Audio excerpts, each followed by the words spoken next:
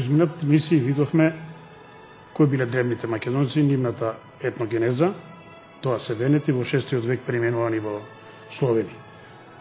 Презентиравме бројни докази, ние сега на тоа веќе нема да се задржуваме, иако може да се набројат уште неколку стотици автори од Хомера до денес кои што зборуваат на таа тема. Мислам дека беше доволно да се разбере поентата на излагањето. Денес во оваа емисија ја насловивме Хомеровите епови и Троја. Зошто е ова значено за нас македонците? Хомеровите епови, поготово Илијадата, во себе ја содржат етничката карта на народите. Првата етничка карта, поподробна, дадена во второто пеење, во втората песна, во делот наречен Пописот на бродовите, кој е многу интересно за нас. Што е содржината на Илијадата? На сите им е познато, нема многу да ја раскажуваме, само ќе напоменеме дека е тоа Тројанската војна, грабнување на спартанката Елена, сопруга на спартанскиот крал Менелај, од страна на Парис или Александар, како го нарекува Хомер, двете имиња ги употребува. Предмет на содржина на Илијадата е 10-годишната опсада на Илион, најубавиот и најголемиот град на тројанците, неговото палење, разурнување, убивање на голем број од неговите жители, дел се носат како робови, а дел се разбира, се разбегле на сите страни. Едноставно кажано, тоа се јадовите, махите на Или. Тоа е токму содржината. Секој автор своето дело го именува обично со најкраткиот можен наслов. Ако е возможно, со едно именуње, со еден збор, да се разбере сета содржина, тоа би било идеално. Така и во овој случај. Илијада. Ако го разложиме овој збор со помош на денешниот македонски јазик, точно ја добиваме содржината на ова Хомерово дело. Велам, ама само со помош на македонскиот јазик, се разбери со помош на другите јазици од оваа јазична група, денес наречени словенски.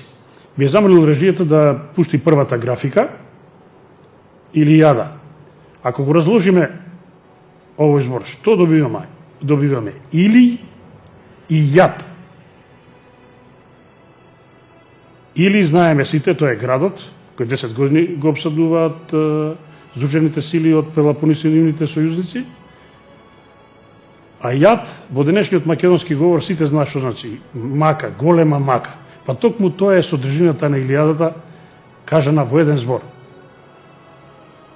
И ова зборува за тоа кој го создал овој еп, на кој јазик зборува.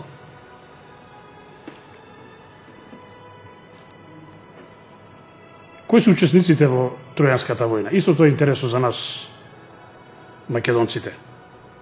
На страната на оние што ја напаѓаат Тројанската држава и градот Илион, се спартанскиот крал Менелај и неговиот брат Агамемнон. Нив им се придружуваат нивните сојузници од југот на Балканскиот полуостров и од островите во Средоземното море. Многу интересно, сите се од југот на Балканот. Тоа ќе биде посебно за втората емисија, поподробно објаснето кога ќе зборуваме за местото на одржавањето на Тројанската војна, локацијата. Тоа е овде негде на Балканот. Сите овие, значи сите учесници кои помагаат на спартанците и атињаните, се по својата етногенеза пелазги. Тоа Хомер децидно го наведува во второто пеење 680 стих, каде што наведува дека хајците, аргејците, мирмидонците, хелените ги води Ахил, најголемиот јунак во оваа војна, кој тогаш, вели Хомер, биле пелазги. Ахил полага жртви на пелазгискиот бог Дзе, по наше, или Дзеус, или Дзевс, според нашите јужни соседи. Тоа е изрично наведено во Илијадата. Не е само Хомер што ги наведува како пелазги. И овиди наслов римскиот автор во своето дело Преобразби, во своето 12-то пеење изрично наведува: на Троја тргнава 1000 бродови и сите пелазги. Пелазгите ги испомнуваат и сите други антички автори, почнувајќи од Хомера, Херодот, Страбона. Ние го видовме излагањето, ја презентиравме книгата на Аисхил при Бегархи, во кој што видовме дека цел Балкан во едно време е пелазгија. Меѓутоа, не се само пелазгите составен дел на војската која што го напаѓа Илион. И тројанците, заедно со своите сојузници, ако ги видиме кои се, сите се од родот на пелазгите. На страната на тројанците се карците, денешно со пронешна Карантанија, денешна Словенија. Нив ги води интересно водачот Насте. Децидно запишено Насте. И ова зборува за тоа кои биле карците. Тука се дарданците, тука се пајонците, тука се тракијците, ликизите и многу други. Значи, на двете страни пелазги. Нигде, ќе забележиме, нигде нема грци. Иако грците сакаат себе си да се прикажат како учесници во Тројанската војна, гледано од Илијадата, нив ги нема. Тоа е, значи, еден вид граѓанска војна. Затоа ни зборува самата Илијада. Ако внимателно ја препрочитаме, ќе видиме дека Хомер со еднаков пиетет зборува и за едните, односно пишува и за едните и за другите. Ќе видиме дека тој изрично наведува сите зборуваат исти јазик, освен карците, кои што отстапуваат со своите варваризми. Рековме, карците се денешните словенци. Па која е разликата од времето на Тројанската војна до денес? Повозрастните жители на Македонија добро се сеќаваат на времењата кога живеевме во Југославија, кога патувавме низ цела Југославија, па и во Словенија. Нигде не ни требаше толкуваш. Ни во Србија, ни во Босна, ни во Бугарија, ни во Хрватска, меѓутоа во Словенија потешко се разбиравме. Иста непроменета состојба 3200 години, што е уште еден доказ дека ние немаме никакви значајни промени во текот на овие 3 или 4 милениума. Истиот народ, тој што живееше од времето на Тројанската војна, и денес е тука. Забележавме од претходните емисии дека целиот Балкан е преплавен со венети. Меѓутоа тие живеева и од таде Дунав до Балтикот. Па имавме една популација од Крит до Балтик. Сега гледаме друга популација пелазги, пеласти или беласти, според мене би било најправедно. Дали е тоа исти народ? Може би збунувачки делува, па би сакал да го објасниме.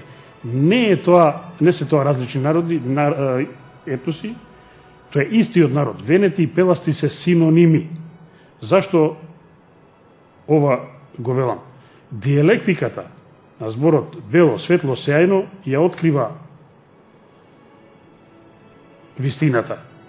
Само белото, светлото и сеајното може да биде свето, а само светото може да се слави. Па токму тоа е тој славен народ, наречен славени или словени, кој што го објаснувавме во претходните емисии. Пеластите или беластите е само антрополошки опис на еден голем род кој кој својата етногенеза се венети. А венетите, рековме, и по нашата историографија, и според нашата историја од 1969 година, венетите се првите словени. Ке се послужиме малку со денешниот наш македонски јазик да го објасниме ова подобро. Би ја замолил режијата да пушти втората графика. Пелопонес или Белопонес. Ако го разложиме, што добиваме? Пело или бело. Јас не сум лингвист, не сум голем stručnjak во лингвистиката, меѓутоа од она што го знам, грците во својата фонетика немаат Б, па изговараат и пишуваат П. Па оттаму во транскрипцијата од бело излегува пело. Еве да видиме на неколку примери со помошта на нашиот јазик да разјасниме некои топоними и нисоними. Рековме Пелопонес или Белопонес различно излегува. Пело по Нес. пело е бело, по од пола, нес на старомакедонски остров. Па имаме бел полуостров или полуостров на кој што живеат белите луѓе. Венетите, знаеме, се најстарите жители на Балканскиот полуостров, со бела антропологија. Тоа им е познато на сите. Затоа Егејското море во древноста се нарекуваше Бело море, а најголемата река што се влева во него, Белата река, денес Вардар, што би значило белиот дар. Затоа е нашата престолнина бела, а не пела. Потврда за ова имаме, дадовме во изминатата емисија, кога ги цитиравме записите на Стефан Верковиќ, кој што во Југозападна Македонија, меѓу родот Пуливаковци, запишал една народна песна во која што македонците сите одред се представувале како чисти македонци и потомци на Александар, а својата древна престолнина нарекувале Бела. Еве уште еден доказ дека по пат на предание од колено на колено името Бела на древната македонска престолнина е сочувано до денес. Затоа е Белагонија, не Пелагонија. И така натака. Што друго треба да знаеме за да можеме да ги разбереме приликите од времето на Тројанската војна и Хомеровите епови? Кралството секогаш го носи името според кралот. Тоа е најчестата појава. Па така, македонците во времето на Македон се македонци, во времето на Ематија, неговиот син, по некои искажување син на Пиер, македонецот, се нарекува Пиерија, се нарекува Ематија, значи во времето на синот на Македон Ематија, Македонија се нарекува Ематија, во времето на Европ се нарекува Европија, според Хелен се наречени Хелените, според Дор Дорците, според Лик Ликиците, според Кар Карците и така натака да не набројуваме. Но ние зборуваме сега за Тројанската војна, па да видиме лозата тројанска. Основата на тројанската лоза според Хомер, ова децидно го запишал во 20-та песна, односно 20-то пеење, исто да го запишал и Аполодор библиотекар во 2 век пред Христа. Основа че рекол Мердонецот Дардан. Во негово време земјата според себе ја нарекол Дарданија. Цел Балкан е Дарданија. Тој имал син Ерихтони, а овој пак син Трос или Трој, зависно како е запишано во изворите, за чие време земјата се нарекува Троја, па цел Балкан ни е Троја. Тој имал син Ил, родоначалник на Илирите, па во негово време земјата се нарекува Илирија. Ил е основач на Хомер, или он го нарекува Иловград, значи основач на овој град е Ил, познат и како бог на сонцето. Тој пак имал потомци Трибал и Пеон, родоначалници на трибалите и пеонците. По течението на реката Морава се трибалите, по течението на Вардар пеонците. Што овде заклучуваме? Искажувањето од многу автори од древноста, па и денесни настоји, на Балканот поминале стотици племења, никој не знае кој сме, што сме. Тоа е само подметнување. Сите од ред се пеласти или беласти од родот на венетите, тоа се и македонците, од 6. век применувани во Словенија. Каде сме тука ние македонците и каква е врската со Хомеровите епови? Видовме според Јустин, римски историчар, во својата Филипова историја, книга 7, глава 1, децидно запишал дека Македонија порано се нарекуваше Ематија, народот се нарекува Пеласти, Беласти или Пелазги, а областа Пајонија. Толку децидно да не оставил простор за полемика. Македонците се Пелазги или Пелазгите се македонци. Еве врската со Хомеровите епови.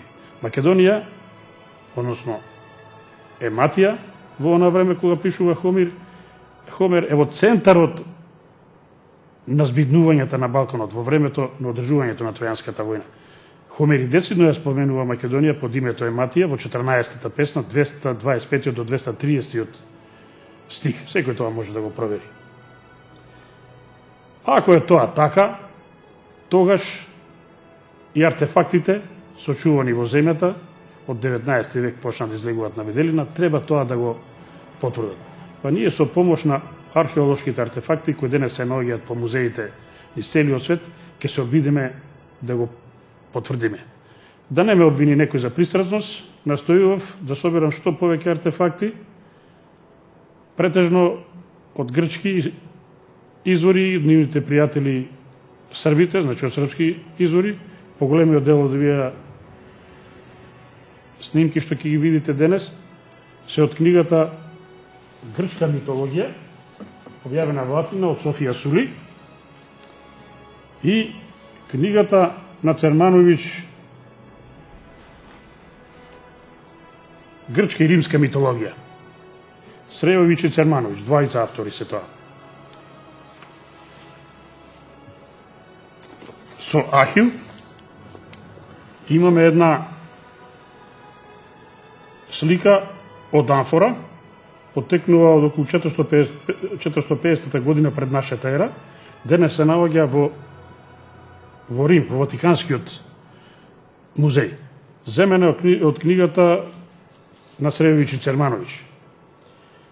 На нејзе можеме да забележиме дека на рамото, од левата и десната страна, Ахил го има македонското сонце, или сонцето од Кутлеш.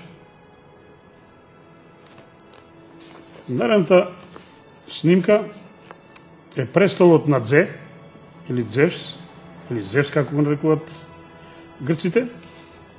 Исто е слика од амфора, 500 години пред нашата ера, се наоѓа во Михикенскиот музеј. И оваа снимка е од книгата на Цермановиќ и Срејовиќ. Што забележуваме овдека? На престолот на кој што седи Дзе, македонското сонце, или сонцето од Кутлеш. Понатаму, Егеј во Делфи, црвено фигурална купа, околу 430 година пред нашата ера, денес се наоѓа во Берлинскиот музеј. И ова е од книгата на Цермановиќ и Срејовиќ. И овде на престолот го гледаме македонското сонце. Питија инаку пророчницата, гледачката по нашински. Интересно незиното име, многу интересно. Секој што идел кај незе требал нешто да ја праша, таа да му одговори, да му предскаже. Како ние денеска кога идеме, кога сакаме некому да го прашаме во Гевгелиско-Воландовскиот збор, нашите гевгеличани, воландовци ќе кажат питија. Судови зборови прашаја, упитаја. Многу интересно, разбирливо на денешниот наш македонски јазик. Следната фотографија. Хектор се простува од семејството. Хектор е тројанскиот принц, еден од најголемите јунаци на страната на тројанците. Оваа фотографија земена од книгата Митологија на македонците од Ристо Поповски. И таа е негде собрана по европските музеи. Што забележуваме? На штитот Хектор го има македонското сонце. Следниот фотос. Се гледа Пенелопа, жената на Одисеј, и незиниот син Телемах. 440 година пред нашата ера, Кјузи музеј, земена од книгата на Софија Сули Грчка митологија. Над главата на Пенелопа на разбојот повторно го забележуваме македонското сонце. Еве еден мотив од адот, односно од подземјето, и тамо сонцето, дури во подземјето го сликале сонцето како свој символ древните наши предци. Тој е кратер од 360-350 година пред нашата ера, се наоѓа во Лондон, во Британскиот музеј. Што имаме понатаму? Да видиме нешто и атинско. Меѓутоа овде веќе го нема македонското сонце, ова е монета од книгата Грчко чудо на Заморовски извадена, представена е на атинска монета на која се гледа буфот. Па токму така, нивниот основен символ е буфот кој символизира мрак и темнина. Видите, богови не се соларни. И тоа е разбирливо. Ево уште една монета, најдена на Итака, на која е представен Одисеј. Ова е монета исто така земена од книгата на Софија Сули, Грчка митологија, И самите грци тврдат дека е Одисеј со бригиска капа. Внимавајте, бригите се дел од македонците, најстарото македонско племе, и тие се од родот на пелазгите, од етногенезата венецка, македонска. Бригиска капа. На монета, најдена на Итака, Одисеј. И тој, значи, не припаѓа на родот на данајците или хелените. Доаѓаме до најинтересното прашање денеска, тоа е прашањето јазикот на кој што е напишана Хомеровата Илијада. Ако сите учесници во Тројанската војна се пеласти или пелазги од родот на венетите, тогаш ова епско дело требало да го напише некој од учесниците на едната или на другата страна, некој што го говорил јазикот, некој што ги познавал приликите. Не можел некој од страна тоа да го пишува. Па треба да биде да пишан и на тој јазик.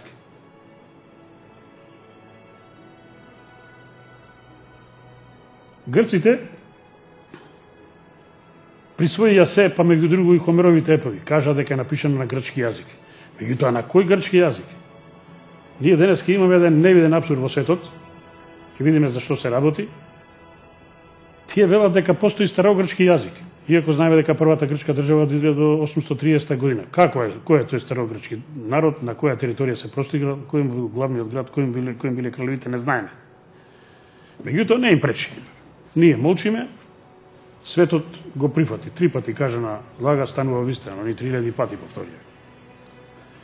Значи, прогласија старогрчки јазик. Меѓутоа, најголемиот дел од пишаните дела во древноста се на коина јазик. Тоа е првиот есперанто што Александар го вовел како државен јазик, а секој дома си го зборувал својот мајчин.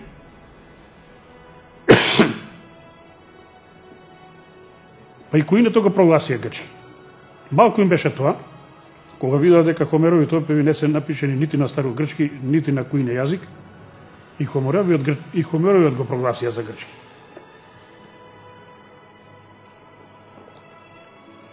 Се поставува прашањето, кој е тој Хомеров јазик? На кој јазик зборувал и пишувал Хомер? Ако не е старогрчки, не е коине.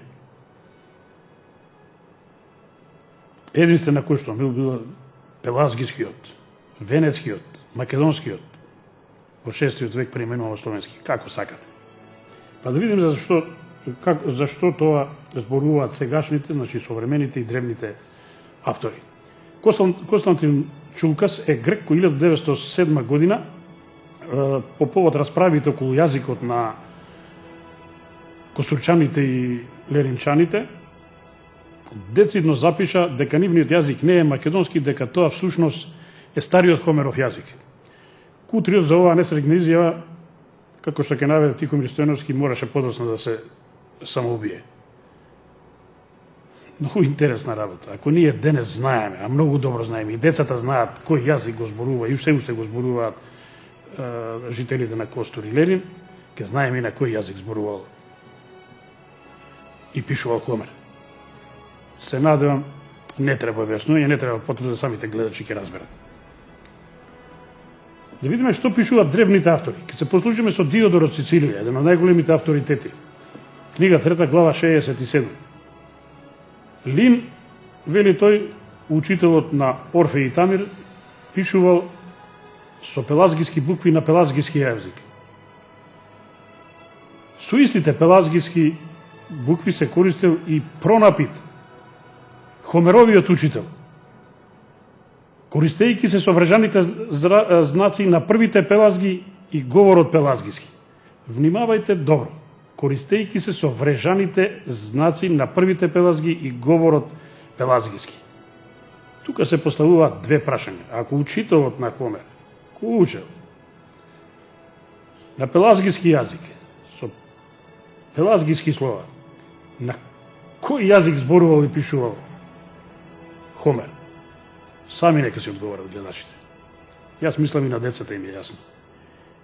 И се поставува едно друго прашање. Кои се овие врежани знаци, кои што многу наликуваат на подоснежните црти и речки со кои што пишувале словените? Или можеби поиспорено прашањето дали словените не биле од памтивек тука, па тие врежани знаци и црти речки се едно те исто. И на ова може гледачите сами да си одговорат.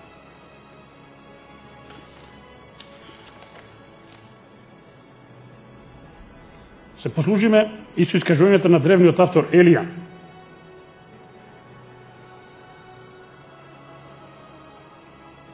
Елијан децидно запишал дека Илијадата е напишана на бригиски јазик. А во 6 век, во времето на Пизистрат и Солун, е претрпена редакција. Значи, има измени, дополненија. Бригите се исто така дел од големото пелазгиско семејство. Децидни потврда имаме кај сите древни автори. Особено имаме кај Еврипид, кој што во скоро сите своји трагедии децидно ги наведува бригите, дарданците и тројанците како еден народ. За него тоа се едно и исто. Поставува знак на равенство. Тоа може да се види во скоро сите трагедии негови. Секој може да ги прочита и да се увери во тоа. Ке се послужиме и со Плутарх. Сите го знаеме кој е.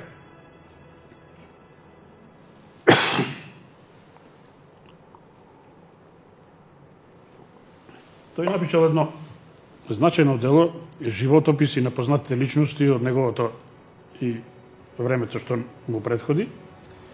Интересен е за нас овде животописот на Ликург. Тој децидно наведува. Ликург е тој кој што излезе од кај лакајдемонците, односно од Спарта, замина прво на Крит, а потоа во Мала Азија, каде што се сретна за прв пат со Хомеровите епови. Внимавајте, за прв пат хелените се запознаваат со Хомеровите епови преку Ликург, кој ги донел, ги препишал, а во времето на Солун и тој забележал дека има редакција. Дополнување каде што, како учесници во Тројанската војна, се предметнуваат и хелените. И тие си даваат значење на тој начин. Интересно и искажувањето на Платон во неговото дело Диалози. Интересен е диалогот Ион-Сократ, во кој што Ион децидно искажува, вели во своето обраќање кон Сократ. Нели вреди да се чуе Сократе како сум ја накитил Илијадата. Заслушувам ловров венец од Хомеридите. Ова јасно се кажува. Кој што е и која каква улога имал во Тројанската војна и во Хомеровите епови. Се тоа значи дека грците ги немаме во овие епови. Илијадата не припаѓа на книжевниот корпус на грците, како што не припаѓа и нивниот пантеон од планината Олимп, ниту митовите. Тоа се културно наследство на еден многу постар, многу поприсутен, многу броен народ. Тоа е пелазгискиот од родот на венетите. Тоа се македонците. Да видиме еден современ автор, Лудвиг фон Пасов. Тој уште 1815 година запиша во својот речник дека лексиката на Хомеровите зборови во Илијадата, тој има некои постари изданија на Илијадата, во кој што децидно тоа можел да го забележи, значи лексиката на Хомеровите зборови во Илијадата е многу слична со лексиката на словенските јазици. Тој вели дека грците од времето на Пизистрат и Солун имале големи тешкоти да најдат соодветни зборови во својот јазик при преводот на Хомеровите епови, поточно на Илијадата, за да ги преведат овие дела од раскошниот и богат пелазгиски, венецки, македонски јазик. Па затоа многу често тие зборови ги ставале во преводите од Хомеровата Илијада во оригинал. Поради што ние денес имаме словенска Илијада, како што ќе забележи Пасов, бидејќи структурата на овие зборови во основа има словенска лексика. Припаѓа на словенскиот јазичен сојуз.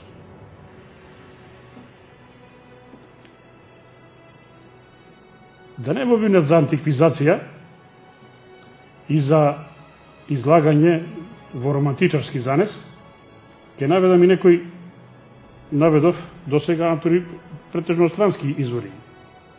Меѓутоа ќе наведам и некои современи, да видиме што тие кажуваат за оваа проблематика. Нестор Киевски за своите летописи 1206 година децидно ќе запише дека првите словени се во Илирик на Балканот, таму каде што апостол Павле почнал да шири христијанската религија. И ова автор, како најстар жители на Балканот, ги спомнува словените, секако мисли на венетите.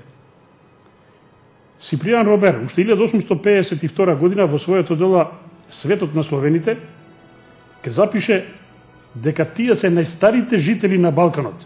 Меѓутоа нивните соседи хелените не ги ославувале, не ги запишале како словени, од проста причина што тие во тоа време биле познати по друго име. Еве децидна потврда на нашите поранешни излагања во претходните емисии. Постоеле тука, но по друго име. Така и заведено во нашата званична историја од 1969 година. Дури во 6 век, вели тој, римјаните, пошто ги сметале за поробен народ, за робски народ, ги нарекле склави, што значи робови, потом почнале да се нарекуваат слави. Ево уште една потврда за нашите излагања во претходните емисии. Себастијан Долчи, италијански автор, во Венеција 1864 година децидно тврди, илирите, тракијците, македонците и скитите се словени, тие се најстари жители на Балканот, бидејќи потекнуваат од пелазгите. Што можеме да заклучиме на крајот? Гледаме дека не ние, не нашите паранаучници, туку светската наука, светската интелектуална елита ги третира илирите, тракијците, македонците, пајонците, дарданците и така натака како словенски народ. Се разбира во древните времења познати како венети. Само изгледа ние ништо не знаеме за ова. Па затоа не изгледа чудно, изгледа нормално што народниот пејач испеал песната "Народе македонски, свести се, разбуди се ти, срам голем е за тебе, цел свет да те знае, сам да се не знаеш". Од ова треба да се застрамиме. Нашата историска наука последен момент е да почне да ги разгледува овие древни писања на древните автори, средновековните автори, современите автори, кои зборуваат за нашето древно минато, да конечно и нашиот Институт за национална историја, нашата Македонска Академија на науките каже нешто за венетите, каже нешто за беластите, пеластите, пелазгите, бригите, нашите древни предци. Состојбата во која што се наоѓа Македонија, тоа го налага, го бара од нив. Тоа им е патриотска должност и се должни тоа да го сторат. И мој апел е да седнат и да ги расчистат веќе овие прашања. Друго е тежината која поединци се изнесува за овие работи, друго е која ќе застане за тоа некоја званична институција. Наредната емисија продолжуваме со Хомероповите епови Македонија. Ќе видиме местоположбата на Тројанската војна, тоа е Балканот, сите докази идат на тому, но за тоа нешто повеќе во наредната емисија.